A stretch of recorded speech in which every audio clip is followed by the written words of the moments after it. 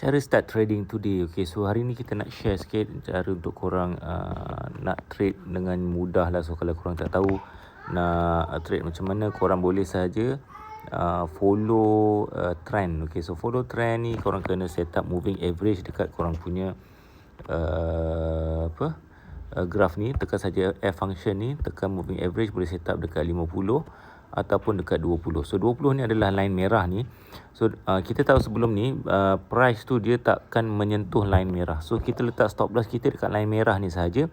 Kita trail saja. Kalau kita ukur pun daripada current price pergi kepada line merah ni dalam 76 pip. So bila masanya jarak antara current price dengan line merah ni dalam 20-30 pip, kita boleh tambah layer kita. Okey, so dalam kes kali ni kami boleh tambah layer sell. Bila dah tambah layer sell, letak saja stop loss dekat line merah moving average 20 ni. So dengan cara ni kita boleh tambah lot dengan selamat dan kita mengikut trend, sebab kita tahu yang bila price ni turun dia akan ada momentum yang kuat. Okey, so lama kelamaan trade ni akan boleh buat duit untuk korang. Okey, so kalau korang nak tahu cara start trading today dengan mudah, korang boleh pergi sahaja tengok link dekat bio. Kami dah sediakan link untuk korang daftar, ataupun korang pergi sahaja dekat Telegram Profit, tekan saja pin message, ada link tree Profit, tekan open. Alright, so boleh tekan daftar broker. Link pertama ni step 1, daftar dulu broker. Kalau tak boleh, tekan 3 titik dan open in browser.